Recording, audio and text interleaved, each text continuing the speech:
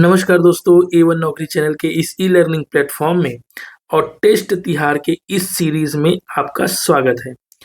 आपको इस test series के माध्यम से रोज 10 से 15 क्वेश्चन मिलते हैं जो कि आपके आने वाले एग्जाम के लिए हेल्पफुल होंगे, क्योंकि ये जो सीरीज में जो क्वेश्चन रखे गए हैं वो प्रीवियस ईयर में सीजीपीएससी और सीजी व्यापम में आए हुए हैं, जिसका प्रॉपर एक्सप्लेनेशन मैं देता हूं। और इस सीरीज से जो क्वेश्चन है वो आपके आने वाले exam ADI, CGSI, police, forest guard, आबकारी आरक्षक, अमीन, प्रयोगशाला और भी अलग अलग सीजी व्यापम के एग्जाम और सीजीपीएससी के आने वाले एग्जाम के लिए तैयार कराते हैं। तो आइए आज का हमारा क्वेश्चन शुरुआत करते हैं। आज का हमारा यह 23 नंबर का सीरीज है, 23 नंबर का। इससे पहले हमने 22 सीरीज ऑलरेडी यूट्यूब के प्लेलिस्ट में डाला हुआ है। अगर आपने नहीं देखा है तो वहां जाकर के जरूर देखें। और आज का हमारा पहला क्वेश्चन और इस सीरीज का 231 नंबर का शुरू करते हैं। चलिए, सविनय अवज्ञा आंदोलन के दौरान छत्तीसगढ़ में निम्नलिखित में से किस जंगल सत्याग्रह में पुलिस ने बर्बरता दिखाई? देखिए, अलग अलग जंगल सत्याग्रह हुए सविनय अवज्ञा आंदोलन का समय, मतलब आप थोड़ा ईयर याद करो, आपको कराने की कोशिश कर रहा हूँ। 1930 से 32 के समय हुआ था। 3 बड़े बड़े आंदोलन हुए थे, इसको आपको ध्यान रखना चाहिए। देखिए, एक हो गया सविनय अवज्ञा आंदोलन, एक हो गया भारत छोड़ो आंदोलन। भारत छोड़ो आंदोलन, ये आंदोलन लगभग 1940-42 के आसपास हुआ था, है ना। एग्जैक्टली डेट आपको देखना पड़ेगा। उसके अलावा एक असहयोग आंदोलन हुआ था, असहयोग आंदोलन। तो असहयोग आंदोलन 1920 में हुआ था। तो ये तीनों ने गांधी जी के नेतृत्व में किया गया था और इसका प्रभाव छत्तीसगढ़ के, अगर आप जीएस पढ़ रहे हो तो आपको जरूर देखना चाहिए, क्योंकि इन्हीं 3 मुख्य आंदोलन के समय छत्तीसगढ़ में उथल पुथल मची थी और इससे इर्द गिर्द क्वेश्चन आते हैं। तो आपको बताना है कि जो जंगल सत्याग्रह हो रहे थे हमारे यहाँ, तो उसमें बर्बरता दिखाई दी। अंग्रेजों के द्वारा 2 लोगों की हत्या कर दी गई थी। उस जगह का नाम बताना आपको। उस जगह का नाम है option number B, Rudri Navagaon. ये धमतरी का एक जिला है, डीएमटी धमतरी का एक जिला है। ठीक है, देखो ये सीजीपीएससी के सीएमओ पेपर में आया हुआ है। सविनय अवज्ञा आंदोलन के दौरान छत्तीसगढ़ में रुद्री नवागांव जंगल सत्याग्रह पुलिस ने बर्बरता दिखाई थी। 22 अगस्त 1930, कब बताओ? 22 अगस्त 1930 रुद्री नवागांव जंगल सत्याग्रह में पुलिस की बर्बरता के कारण सिद्धू कुमार और रुलू कुमार की मृत्यु हो गई। इसमें कुमारी लिखा है, ये कुमार है। सिद्धू कुमार तथा रुलू कुमार की मृत्यु हो गई। यह आंदोलन छत्तीसगढ़ के धमतरी स्थान पर है। ध्यान रखो, रुद्री नवागांव कहाँ है? धमतरी में है। गांधी जी जब असहयोग असहयोग बोल रहा हूँ सविनय अवज्ञा आंदोलन कर रहे थे, उस समय छत्तीसगढ़ में भी जंगल सत्याग्रह चल रहा था, ध्यान रखेंगे। अगला हमारा 232 नंबर का क्वेश्चन है, छत्तीसगढ़ की निम्न में से किस रियासत में भारतीय संघ में विलीनीकरण के बाद भी कृषक आंदोलन जारी रहा? देखिए, अलग अलग समय अलग अलग आंदोलन रहे, तो कृषक आंदोलन एक बहुत बड़ा आंदोलन है छत्तीसगढ़ में। तो जब विलीनीकरण हो गया रियासतों का, 1947 के बाद की बात कर रहे हैं, जब भारत संघ में शामिल हो गया छत्तीसगढ़ की जितनी रियासतें, कितनी रियासतें थी बताओ कमेंट बॉक्स में, हर बार बताता हूँ। 14 रियासतें थी। उसमें से एक रियासत जो थी वो कृषक आंदोलन कर रही थी उस समय भी, किसानों के द्वारा। कौन सा है बताओ? शक्ति। शक्ति के बारे में जानो। शक्ति बहुत छोटा सा जगह है जो कि जांजगीर चांपा से अलग होकर के बना है, और ये सबसे छोटा भौगोलिक एरिया रखता है छत्तीसगढ़ में, भौगोलिक क्षेत्रफल। ठीक है, सबसे छोटा, पेपर में आ सकता है, ध्यान रखो, शक्ति। ठीक है, छत्तीसगढ़ की शक्ति रियासत की भारतीय संघ में विलीनीकरण के बाद भी कृषक आंदोलन जारी रहा। शक्ति आंदोलन स्थानीय निवासियों द्वारा 1947 में किया गया है, 1947 में किया गया है। ठीक है, उसके अलावा अगला हमारा 233 नंबर का क्वेश्चन है। चलिए बताइए, निम्नलिखित राजवंशों ने प्राचीन काल में छत्तीसगढ़ में शासन किया? आपको बताना है छत्तीसगढ़ में जो प्राचीन काल थे, चौथी, पांचवी, छठवीं, सातवीं, आठवीं, 10वीं शताब्दी में, है ना, उस समय छत्तीसगढ़ में कौन से राजवंशों ने शासन किया? और इन राजवंशों ने शासन किया तो है, तो आपको बताना है भैया कालक्रम। आपको बताना है कालक्रम। सबसे पहला कौन? चलो देखो, सबसे पहला राजर्षि तुल्य, राजर्षि तुल्य वंश। कौन से? चौथी से छठवीं शताब्दी की बात हो रही है। चौथी छठवीं शताब्दी में आरंग राजधानी थी इनकी। क्या राजधानी थी? आरंग, है ना। एक भीमसेन द्वितीय करके बहुत शक्तिशाली राजा था, पता है ना, भीमसेन द्वितीय करके शक्तिशाली राजा था। और इसी वंश को, राजर्षि तुल्य वंश को क्या बोला जाता है? और क्या बोला जाता है? सूर्यवंश भी बोला जाता है, सूर्यवंश। थोड़ा ध्यान रखना, ठीक है। चलो, राजर्षि तुल्य वंश पहला आएगा। ठीक है, ऑप्शन में देख लो कहाँ कहाँ पहला है, इसमें पहला है और इसमें पहला है। तो ए होगा या तो बी होगा, ऐसा समझ लो। सी और डी कट गया, ठीक है। उसके बाद आया सरबपुरी वंश, फिर नल वंश, फिर चक्रकोट नागवंश। बताओ कौन सा आएगा? चक्रकोट नागवंश तो बाद में ही आने वाला है, क्योंकि इसका 11वीं 12वीं शताब्दी के आसपास का काम रहेगा। तो सरबपुरी आएगा या नलवंश आएगा? दोनों में देखो मैं बताता हूँ आपको खास बात। नलवंश बहुत लंबा शासन किया है, चौथी से लेके 11वीं 12वीं शताब्दी तक शासन किया है। और ये सरबपुरी जो है वो किया है लगभग, मतलब वही 5वीं 6वीं शताब्दी से 2-3 साल शासन किया है सरबपुरी वन, 2-3 साल मतलब 2-3 दशक यार, है ना, समझ लो। तो पहले नलवंश आएगा 1-3, उसके बाद आएगा सरबपुरी, फिर 4। तो ऑप्शन देख लो 1-3-2-4 किसमें है? 1-3-2-4 इसमें, ऑप्शन नंबर 20 करेक्ट आंसर। चलिए एग्जैक्टली देखना है तो ये देख लो, प्राचीन काल में छत्तीसगढ़ में क्रमानुसार निम्न राजवंशों द्वारा है। आपका 4वीं से 6वीं कौन सा? राजर्षि तुल्य कुलवंश। राजर्षि तुल्य कुलवंश बाद, उसके बाद 4वीं से 12वीं शताब्दी देख लो, तो ये आपके आ गया दूसरा नलवंश, ठीक है, नलवंश। फिर तीसरा सरबपुरी वंश को लिया गया है 5वीं से 6वीं शताब्दी। फिर 14वीं शताब्दी के आसपास कौन सा है अपना? चक्रकोट नागवंश। ये चक्रकोट नागवंश कौन सा वाला है पता है? बारसुर वाला यार, बारसुर दंतेवाड़ा वाला, है ना। चलिए डिटेल से मैंने और वीडियो में बताया हुआ है। इसी के साथ हमारा option number 20 correct answer, option number B हमने लगाया था। आगे बढ़ जाते हैं इसी के साथ। 234 नंबर का हमारा क्वेश्चन है, रतनपुर के किस कलचुरी राजा, कलचुरी राजा का नाम बताना है कि सेनापति जगपाल, कौन? जगपाल देव ने राजिम के राजीव लोचन मंदिर का पुनरुद्धार किया। राजीव लोचन मंदिर का पुनरुद्धार किया। पुनरुद्धार तो बाद में आएंगे, सबसे पहले ये बताओ भैया बनवाया किसने है? बनवाया किसने? बताओ बताओ, चलो बोलो। विलास तुंग, विलास तुंग ने बनवाया है। और राजीव लोचन मंदिर, पहले बताओ शैव धर्म का प्रतीक है या वैष्णव धर्म का? चलो टेस्ट देख लेते हैं कितना तैयारी हुई आप लोगों की। राजीव लोचन मंदिर है वैष्णव धर्म का। कौन सा? वैष्णव धर्म का। विलास तुंग बारसूर का रहने वाला, मतलब दंतेवाड़ा बस्तर का रहने वाला था। क्यों जाना पड़ा उसको राजिम? क्यों जाना पड़ा उसको राजिम जैसे जगह इतना दूर? क्योंकि यहाँ पे राजीव लोचन मतलब उधर रायपुर तरफ हो क्या गया था कि शैव धर्म को मानने वाले ज्यादा हो गए थे। और वहां पे जो वो थे, क्या बोलते हैं, जो सिरपुर में पांडु वंश चल रहे थे, है ना, उन्होंने शैव धर्म का मंदिर को ज्यादा प्रोत्साहन दे रहे थे और वैष्णव धर्म को साइड कर रहे थे। तो विलास सिंह को गुस्सा आया, तो वो गए राजीव लोचन मंदिर, और वहाँ राजीव लोचन जगह मतलब सिरपुर तरफ, और गए भाई विलास तुंग ने राजीव लोचन मंदिर का निर्माण करवा लिया। कहाँ? राजिम में। ये कहानी है, कहानी और भी है, लेकिन ये अभी जानने के लिए ज्यादा इंपॉर्टेंट है। तो आपको बताना है इसका पुनरुद्धार किसने किया? इसका पुनरुद्धार किसने किया बताओ? कलचुरी राजा पृथ्वीदेव द्वितीय, कलचुरी राजा पृथ्वीदेव द्वितीय ने किया है। उसके किसने किया है? जगपाल सेनापति ने किया। ठीक है, ध्यान रखेंगे। ये दोनों तीनों पूरा कोरिलेट करता है भाई। राजीव लोचन मंदिर का निर्माण विलासतुंग ने करवाया है, पुनरुद्धार करवाया पृथ्वीदेव द्वितीय ने करवाया है। द्वितीय ना पूछे तो जगपाल पूछा जाएगा। ये सारे फैक्ट हैं। फैक्ट इसलिए जरूरी है कि एक क्वेश्चन से 5-6 फैक्ट निकलते हैं, यही तो आपको पेपर में आएगा। और क्या पूछेगा, और क्या पूछ लेगा पेपर में, बताओ। चलिए ऑप्शन नंबर इज करेक्ट। हाँ, रतनपुर के पृथ्वीदेव द्वितीय कलचुरी राजा के सेनापति जगपाल देव ने राजिम के राजीव लोचन मंदिर का पुनरुद्धार कराया था। ठीक है। बिलासपुर कोनी शिलालेख के अनुसार, चलिए, पृथ्वीदेव द्वितीय ने सर्वाधिकारीन पुरुषोत्तम देव का सलोनी ग्राम में दान दिया था। ये एक अलग फैक्ट है ना। पृथ्वीदेव द्वितीय ने सर्वाधिकारी पुरुषोत्तम देव को सलोनी ग्राम दान दिया था। पृथ्वीदेव द्वितीय के बारे में बता रहा है, एक अलग फैक्ट, इसको भी ध्यान रखो। चलो अगला क्वेश्चन हमारे 235 नंबर का। निम्नलिखित कथनों को पढ़िए। पहला है, अपने को बताना है सही उत्तर। ये इसी क्वेश्चन तो टफ होता है, थोड़ा इसी बनाते हैं। चलो, कलचुरी प्रशासन में राजा के अधिकार सीमित थे, बताना है आपको। यार कलचुरी कालीन में ऐसा कभी हुआ क्या कि राजा के अधिकार को सीमित कर दिया गया है कि तुम ये नहीं कर सकते, वो नहीं कर सकते? गलत है ये। असीमित था भाई, जो चाहे वो कर सकता था, असीमित था, है ना। तो ये फैक्ट जो है, पहली बात तो गलत है। तो ये गलत है, तो एक में जो जो है वो तो गलत निकाल दो। एक में ये है, ये नहीं होगा। एक में ये है, ये नहीं होगा। एक में ये नहीं। अरे अकेला ऑप्शन नंबर सी बचा भाई, 2 और 3 तो सही है। सीजीपीएससी सीएमओ के पेपर में आए हैं, बताओ।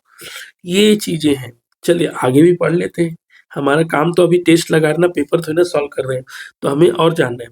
दूसरा, प्रशासन के विभागों का दायित्व अमात्य मंडल के सदस्यों को था। देखो, कलचुरी में अमात्य मंडल एक मंत्रिमंडल को बोला जाता था, जिनमें अलग अलग विभागों की जिम्मेदारी थी। जैसे आज कृषि विभाग बोलते हैं, है ना, जल संसाधन विभाग बोलते हैं, वन विभाग बोलते हैं, उसी प्रकार से ना अलग अलग मंत्रियों को दिया गया था। ये फैक्ट बिल्कुल फैक्ट है, बिल्कुल सही है। दूसरा वाला, तीसरा देख लेते हैं। राज्य गढ़ों में विभाजित था। हाँ भाई, कलचुरी ने ही तो गढ़ बनाया था, छत्तीसगढ़ कलचुरी तो बना के गए थे। तथा प्रत्येक गढ़ में 84 ग्राम थे, ये भी सही है, 84 ग्राम थे। और बीच में एक आता है क्या, 12 वाला, 12 ऐसा करके, 12 थे, 7 12 थे, ऐसा करके कुछ था ना, इसको आप लोग देख लेना। तो अपने का 84 ग्राम था और गढ़ में विभाजित था, ये भी फैक्ट है। तो दूसरा और तीसरा अपना ऑप्शन एकदम करेक्ट है। तो option number C is the correct answer. Expression में वही लिखा होगा, छत्तीसगढ़ में कल्चरल प्रशासन राजतंत्रात्मक था। राजतंत्रात्मक था मतलब राजा को ही सबसे ज्यादा शक्तिशाली था, जिसमें राजा को असीमित शक्ति थी। ठीक है। प्रशासन के विभागों का दायित्व अमात्य मंडल के सदस्यों पर होता था। इस प्रशासन में राज्य गढ़ों में विभाजित थे तथा प्रत्येक गढ़ में 84 ग्राम होते थे, अतः विकल्प 2 और 3 सही है। ठीक है। अगला क्वेश्चन हमारा 236 नंबर का है। प्रयाग प्रशस्ति के अनुसार समुद्रगुप्त कौन, समुद्रगुप्त गुप्त ने अपनी दक्षिणापथ अभियान में निम्नलिखित राज्यों को जीता था, जिसमें से 2 छत्तीसगढ़ में है। भाई, दक्षिणापथ अभियान में जब आ रहे थे तो वो कहाँ रुके थे बताओ? महासमुंद जगह में। यहाँ पे उसकी पत्नी स्नान करी थी, नहाई थी, समुद्रगुप्त भी नहाया था, इसीलिए तो महासमुंद का नाम महासमुंद पड़ा है। महानदी में नहाया था इसलिए महा ले लिए, और समुद्रगुप्त नहाया था इसलिए समुद्र ले लिए, तो महा का महासमुंद, महासमुंद बन गया ना। तो कौन सी नदी बहती है यहाँ? महानदी। ठीक है। तो कौन कौन सा विजित हुआ था, क्वेश्चन का आंसर बताओ। देखो, इसके बारे में तो जानते नहीं, कुराट और पिशु, तो ये ऑप्शन में आएगा ही नहीं, सीधी बात। कौशल को जानते हैं, कौशल विजित किया था, बिल्कुल विजित करके ले गया, शासन किया था कि नहीं? शासन नहीं किया था, वापिस दे दिया था। महाकांतर मतलब, महाकांतर किसको बोलते हैं बताओ? बस्तर को बोलते हैं, किसको बोलते हैं? हाँ। तो ये ऑप्शन नंबर 1 और 3 सही, मतलब सी सही। ये भी सीएमओ में आया हुआ है 2010 में। तो इसका ऑप्शन नंबर 1, मतलब 1 और 3 सही है, तो कौन सा ऑप्शन होगा? C is option is correct. Harishena कृत प्रयाग प्रशस्ति शिलालेख के अनुसार गुप्तवंशी राजा समुद्रगुप्त ने दक्षिण विजय अभियान के दौरान दक्षिण कौशल के वाकाटक वंशी राजा, कौन से राजा? वाकाटक। वाकाटक की राजधानी कहाँ थी? नागपुर तरफ थी, नंदीवर्मन तरफ। ठीक है। वाकाटक के राजा कौन? महेंद्र सेन, संभवतः प्रवर सेन भी बोला जाता था उनको। तथा महाकांतर के नलवंशी राजा व्याघ्रराज। नलवंशी कहाँ शासन किए? बस्तर में किए। मेरे ख्याल से आप लोगों को समझ में आ रहा होगा, है ना दोस्तों? अगर कहीं भी परेशानी हो रहा है तो कमेंट बॉक्स में जरूर करना, हम उसको सॉल्यूशन लाएंगे। अगर कोई कहीं कमी रह गई तो हम अपने आप को इम्प्रूव करने के लिए पूरी कोशिश कर रहे हैं। लेकिन आपका सहयोग चाहिए, हमारे चैनल को लाइक करें ताकि दूसरे लोगों तक भी जाए, और खुद हो सके तो कोशिश करें कि शेयर करिए अपने दोस्तों या ग्रुप में, जो आप लोग का व्हाट्सएप ग्रुप है ना, जिसमें हाय हेलो का आता है, उसमें आप शेयर कर सकते हैं। चलिए देखते हैं। तो देखो, नलवंशी का व्याघ्रराज, ठीक है। दूसरा, वाकाटक का महेंद्र सिंह, ये दोनों को हराया था, तो विजित हुए ना। तो इसने अपने दक्षिण पथ अभियान में कौशल को जीत लिया, किसको हरा करके? महेंद्र सिंह को हरा करके। और महाकांतार को जीत लिया, व्याघ्रराज को हरा के। तो ये दोनों स्थान छत्तीसगढ़ में ही स्थित है। 237 नंबर का क्वेश्चन, सूची 1, सूची 2, इसमें राजवंश दिया, इसमें शासक दिया, उसको हम सुमेलित कीजिए।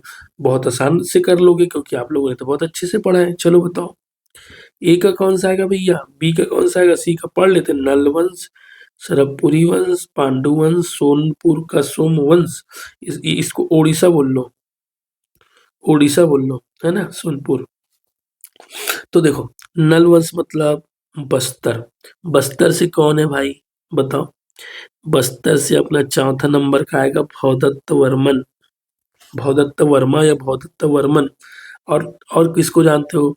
पांडु को जानते हो, सिरपुर वाला पांडु। तो पांडु का कौन? हर्षगुप्त। ठीक है। पांडु का कौन? हर्षगुप्त। हर्षगुप्त का बेटा कौन? चंद्रगुप्त। हर्षगुप्त की पत्नी कौन? वसाटा। तो पांडु वंश का दूसरा, सरबपुरी। सरबपुरी का बताओ कौन? प्रसन्न मात्र सोने का सिक्का चलाया था भाई ने, प्रसन्न मात्र सोने का सिक्का चलाया था। उस समय रह रहे थे तो पता, सोने का सिक्का सिक्का तो तुम लोग इकट्ठा कर लेते हैं, चुकी में डाल देते हैं ना। सोने का सिक्का चला था सरबपुरी वंश के समय, राजा अपना प्रसन्न मात्रा भैया के समय। अब सोनपुर का ये खुद, ये अपना भवदत्त भवगुप्त, महाभवगुप्त सोनपुर का। तो चलो देख लो, एक अपना चौथा है भाई, एक अपना चौथा है, एक का चौथा है किसी इसमें। अरे एक ही से ऑप्शन मिल गया यार, कितना आसान था देखो। बी का पहला आ गया, बी का पहला है। सी का दूसरा होगा, देखो सी का दूसरा आ गया। डी का चौथा, सॉरी तीसरा है, डी का तीसरा है। Option number D is correct भाई, एक ही बार में मिल गया ये तो, मिला लो, है ना। ठीक है ठीक है ठीक है। चलो नेक्स्ट क्वेश्चन 238 नंबर का। अब बताना, डेट वाले में तो जरूर फंसोगे। कंपनी सरकार के खिलाफ परलकोट विद्रोह कब हुआ था बताओ। परलकोट विद्रोह कहाँ है? परलकोट नारायणपुर भाई, एनपीआर नारायणपुर। कौन थे नेता? गेंद सिंह अपने भैया, अंग्रेजों को पछाड़ दिए थे। क्यों हुआ था आंदोलन बताओ? मराठा और अंग्रेज को भागो करके बोलने के लिए, भागो यहाँ से करके, बस्तर से। तो मराठा और अंग्रेज को भगाने के लिए यहाँ से आंदोलन किया गया था। 1824 के दिसंबर महीने में आंदोलन चालू हुआ था और 1825 को जनवरी महीने में खत्म हो गया था, क्योंकि गेंद सिंह को फांसी दे दी गई थी। गेंद सिंह को जनवरी महीने में फांसी दे दी गई थी। 1825 में यह विद्रोह हुआ था। 1824-25 आएगा तो ध्यान रखना, ठीक है। दो 24 भी आ सकता है, 25 भी आ सकता है। जो पढ़ रहे हैं वो उसके लिए बहुत शानदार चीज मैं बता रहा हूँ, ठीक है। कंपनी सरकार के खिलाफ परलकोट विद्रोह 1825 में हुआ था। छत्तीसगढ़ में कंपनी सरकार की गुलामी की दास्ता के विरुद्ध समय समय पर विद्रोह हुए। उनमें से कुछ निम्न आंदोलन है, जो पढ़ रहे हैं उनके लिए एडिशनल इन्फॉर्मेशन बता रहा हूँ। हलबा विद्रोह, ठीक है, अजमेर सिंह के नेतृत्व में किया गया था, बस्तर में हुआ था। 1774 से 1779, 1774 से 1779। उसके बाद अपना ये हो गया बस्तर, और दूसरा हो गया अपना क्या, फिर सरगुजा। सरगुजा का विद्रोह 1792 में, सरगुजा का विद्रोह 1792। फिर भोपालपट्टनम का संघर्ष 1795। क्यों हुआ था संघर्ष पता है ना? कैप्टन जे टी ब्लंट आ रहा था, नागपुर तरफ से ऐसे घुस रहा था, और भोपालपट्टनम बीजापुर आ जाऊंगा सोचा था, आने नहीं दिया आदिवासी भाई लोग, भगो यहाँ से करके भगा दिया गया। फिर उस बेचारे को रायपुर से आना पड़ा, ज्यादा पेट्रोल लगाना पड़ा, बहुत लंबा पेट्रोल खर्चा लगा, एक्स्ट्रा दिन लगे, लेकिन आने नहीं दिया आदिवासी लोग इधर से। ऐसे होने चाहिए। कोल विद्रोह 1831 से 1832, ठीक है। मेरिया विद्रोह 1842 से 63, लंबा दिया है 42 से 63। मेरिया का मतलब समझते हो क्या है? नरबली। नरबली विद्रोह जो दंतेवाड़ा में होता था, विद्रोह मतलब नरबली प्रथा जो होती थी दंतेवाड़ा में, उसके लिए था। कैप्टन पेबे आया था यहाँ पे उसको दबाने के लिए, है ना। रघुजी तृतीय इनके शासनकाल में बंद हुआ है, ये चीज सब याद रखो, सब पेपर में आएगा।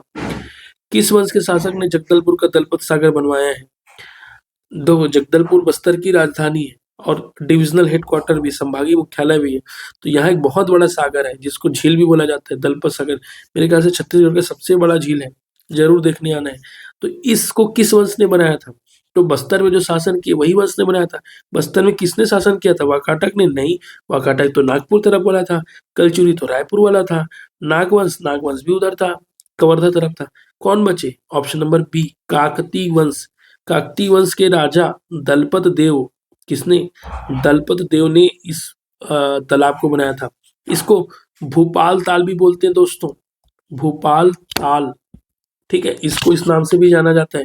जगदलपुर के बारे में और क्या जानते हो इसको बताओ? ये चौराहों का शहर बोला जाता है इसको, चौराहों का शहर बोला जाता है, ठीक है। चलिए आगे और कुछ फैक्ट आएगा तो इसके बारे में बताते हैं। Option number 20 correct. काकतीय वंश के शासक दलपत देव ने जगदलपुर में अपने नाम पर दलपत सागर तालाब या झील का निर्माण कराया था। वर्तमान में यह छत्तीसगढ़ की सबसे बड़ी झील है। मैं बोला था ना छत्तीसगढ़ की सबसे बड़ी झील है। दलपत देव का नाम क्या है? भोपाल ताल भी है, मैं बताया, भोपाल ताल भी बताया।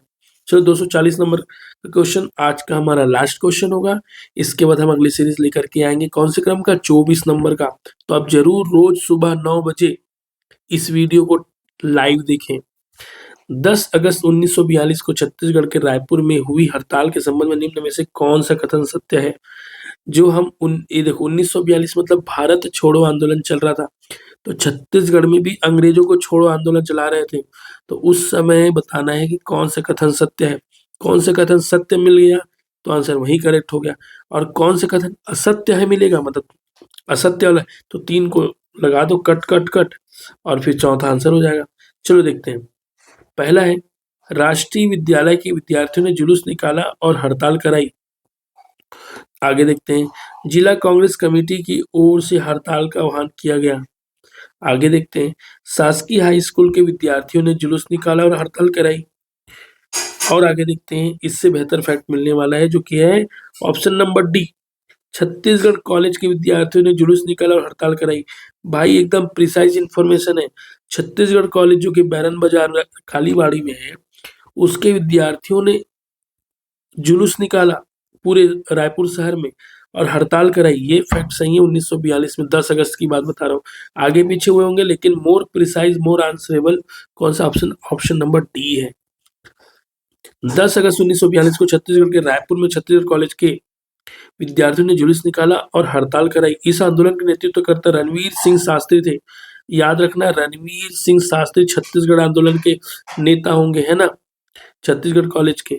इस आंदोलन में भारत छोड़ो का नारा लगाया गया।